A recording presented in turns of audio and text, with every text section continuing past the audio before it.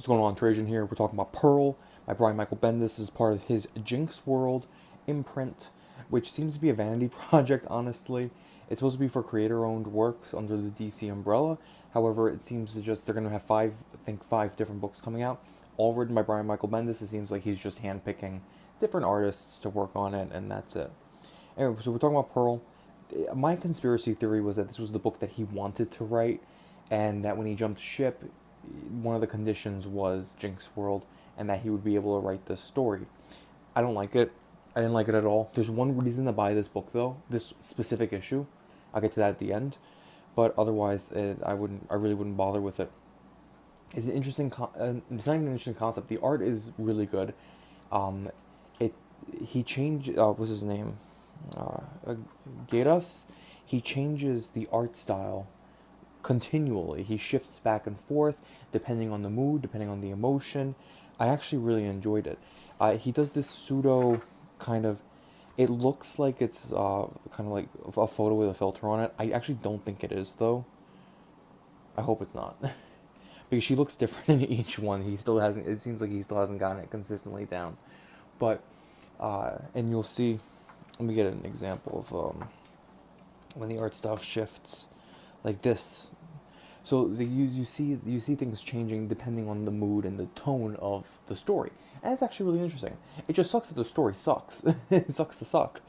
The story's about the idea is that a tattoo artist, that because they're tattoo artists and because, like, they have to have a steady hand, that they would make great assassins. So it's basically Zoolander but for tattoo artists. But with that logic, wouldn't surgeons be the best hitmen of all time? Anyway, at least the male models thing in Zoolander had like a kind of like backstory where, oh, they go to all these different locales doing photo shoots. They have the perfect cover. No one would ever suspect. Yeah, tattoo artists. They all look dingy. They all look like they're like crack addicts. Not all. I'm generalizing. I'm generalizing. But these ones definitely look like crack addicts because I think they are. But anyway. The art is actually pretty beautiful. I actually really liked it. I liked looking at the book. I didn't like actually reading it. One of the worst offenders of Bendis speak, though, was this. This is when I knew that this is a cool fucking page. I'm not gonna lie, but when I knew that, I was like, oh, we're here with Bendis. We're here with Bendis. Was this page right here? Nope, not right there. Right there with her girlfriend. Well, friend who's a girl. I don't think it's his actual. I don't think it's her actual girlfriend. Pearl, these fries will kill me. Suicide pact with me.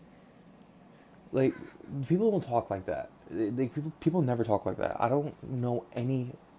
I don't hang around 16-year-olds, but given the vast plethora of internet content that I consume, I felt like if people spoke like this in the real world, I would know by now.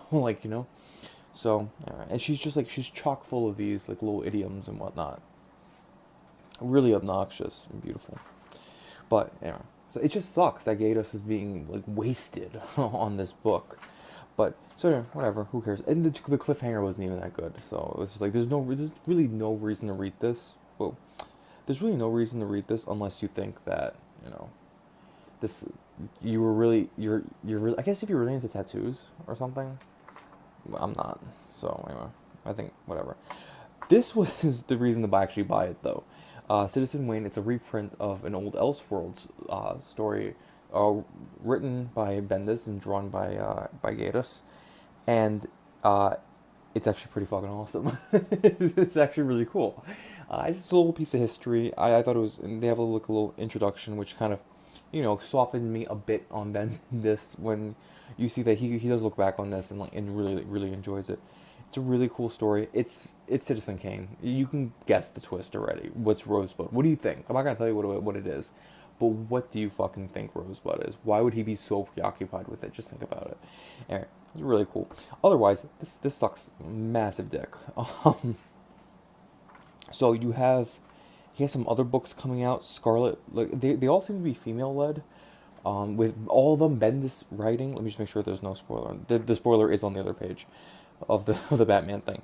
But yeah, there's 5 books, all of them written by Bendis, different artists. I think all of them are female made. Let me just check. I'll just show that way. Yeah, all 4 books. Sorry. Yeah, all of them are female led. Interesting. Interesting. But none of them look interesting. That's kind of the issue. Whatever, it looks trash. Looks like straight trash. Anyway, let me know what you guys think. Did you read Pearl? Did you like it? Am I missing something? It's Zoolander. It's Zoolander, but not funny and not well written. The art is good. I liked it. I liked it. I liked it. It's the type of book that you definitely get something out of looking at it. I don't feel like I wasted my money, but I'm not gonna buy another one. um, and the little Batman thing at the end was really cool. I like that a lot. Anyway, let me know what you guys think. Like, share, and subscribe. You can follow me at Trajan Channel on Twitter, where I get into it with people. I've worked, I feel like, the last like 48 hours, not 48, 72 hours. It's been like 3 days. I've gotten like 6 hours of sleep this entire time. Alright, I'll catch you guys later. From the creators of Jessica Jones. That's how you sell your fucking book, dude?